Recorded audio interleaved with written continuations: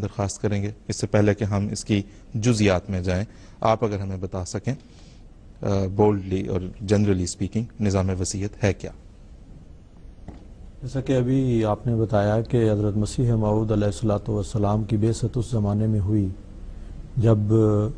اسلام کی حالت بہت ناگفتہ بے تھی، اندرونی طور پر بھی اور بیرونی طور پر بھی۔ اندرونی طور پر مسلمانوں کی حالت یہ تھی کہ ان میں کسی قسم کی روحانیت باقی نہیں رہی تھی،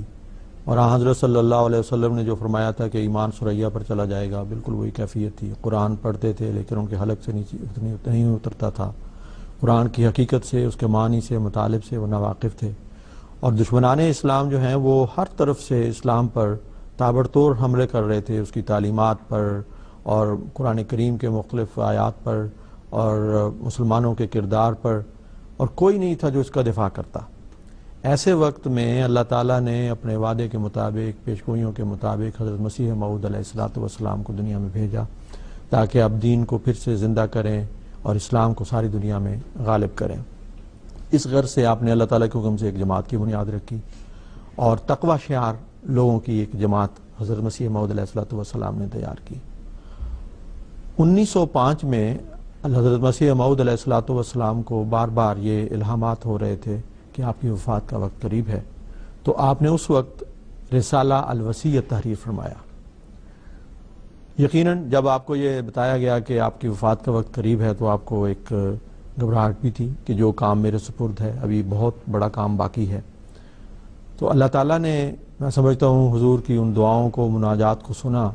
اور آپ پر یہ کھولا کہ آپ کا یہ جو مشن ہے یہ انشاءاللہ کامیاب ہوگا، اور خلافت کے دائمی ہونے کی بشارت دی۔ آپ کے بعد قدرت ثانیہ کا ظہور کی ایک تو بشارت دی، اور دوسرے اللہ تعالیٰ نے آپ پر یہ کھولا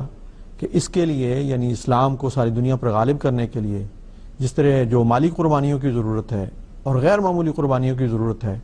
اس کے لیے ایک سکیم اللہ تعالیٰ نے آپ کے دل میں ڈالی، اور یہ وہ سکیم ہے جسے ہم نظام وصیت کہتے ہیں، جس کے تحت وہ جماعت جو حضرت مسیح موعود علیہ الصلوۃ والسلام پر ایمان رکھتی ہے، تقوی شعار ہے وہ، اور جس نے بیعت کی ہے کہ اپنا جان، مال، وقت، عزت سب کچھ دین کی خاطر قربان کرنے کے لیے تیار ہیں، ان کے لیے حضرت مسیح موعود علیہ الصلوۃ والسلام نے ایک اور بھی اگلی منزل اور اعلیٰ درجے کا ایک نظام جو آسمانی نظام ہے، اور اللہ تعالیٰ کے تفہیم، اللہ تعالیٰ کی وحی اور الہام کے نتیجے میں آپ نے بیان فرمایا، وہ یہ کہ وہ کم سے کم اپنے اموال اور جائیداد کا 10واں حصہ اشاعت دین اسلام کے لیے وقف کریں، وصیت کریں، اور زیادہ سے زیادہ 1/3 تک وہ وصیت کر سکتے ہیں۔ یہ جو نظام ہے، اور اس کے متعلق اللہ تعالیٰ نے حضرت مسیح موعود علیہ الصلوۃ والسلام کو بتایا کہ آپ کے ذہن میں ایک ایسی تجویز ڈالی کہ قبرستان کی، کہ جو جماعت کے ایسے پاک دل لوگوں کی خوابگاہ ہو جنہوں نے در حقیقت دین کو دنیا پر مقدم کر لیا اور دنیا کی محبت چھوڑ دی، اور صحابہ رسول صلی اللہ علیہ وسلم کی طرح وفاداری اور صدق کا نمونہ دکھلایا، اور وہ جیسا کہ میں نے عرض کیا اپنے اموال، جائیداد، ہر چیز کم از کم 1/10 اشاعت اسلام کے لیے انہوں نے وقف کر دیا۔ تو حضرت مسیح موعود علیہ الصلوۃ والسلام نے یہ جو وصیت کا نظام قائم فرمایا، اس کے بارے میں یہ بات بنیادی طور پر یاد رکھنی چاہیے کہ یہ اللہ تعالیٰ کے امر اور وحی سے ہے، اور اس وجود کے ہاتھوں سے یہ نظام قائم ہوا ہے جس کو رسول اللہ صلی اللہ علیہ وسلم نے مسیح اور مہدی اور امام بنا کے بھیجا ہے۔ اور حضرت مسیح موعود علیہ الصلوۃ والسلام نے یہ فرمایا کہ اس سے بنا سے غرض یہی ہے کہ تا آنے والی نسلوں کے لیے ایک ایسی قوم کا نمونہ ہو جیسے صحابہ کا تھا، اور تا لوگ جانیں کہ وہ اسلام اور اس کی اشاعت کے لیے فدا تھے۔ اور یہ بتایا کہ یہی وجہ ہے جو میں نے پسند کیا ہے کہ ایسے لوگ جو اشاعت اسلام کا جوش دل میں رکھتے ہیں اور جو اپنے صدق اور اخلاص کا نمونہ دکھا کر فوت ہوں اور اس مقبرے میں دفن ہوں، ان کی قبروں پر ایک کتبہ لگا دیا جاوے جس میں اس کے مختصر سوانح ہوں اور اس اخلاص و وفا کا بھی کچھ ذکر ہو جو اس نے اپنی زندگی میں دکھایا، تا جو لوگ اس قبرستان میں آویں اور ان کتبوں کو پڑھیں ان پر ایک اثر ہو، اور مخالف قوموں پر بھی اس سے صادقوں اور راست بازوں کے نمونے دیکھ کر ایک خاص اثر پیدا ہو۔ حضور کی یہ بڑی خواہش تھی۔ حضور فرماتے ہیں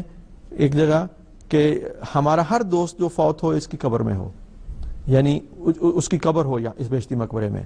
کیوں حضور یہ چاہتے تھے کہ ہمارے سارے دوست تقوی میں، اخلاص میں، روحانیت میں، فدائیت میں اعلیٰ درجہ کے ہوں، اور وہ سارے ایک ہی جگہ جمع ہوں۔ اور فرماتے ہیں کہ جو دوست ہیں اور پارسا تباہ ہیں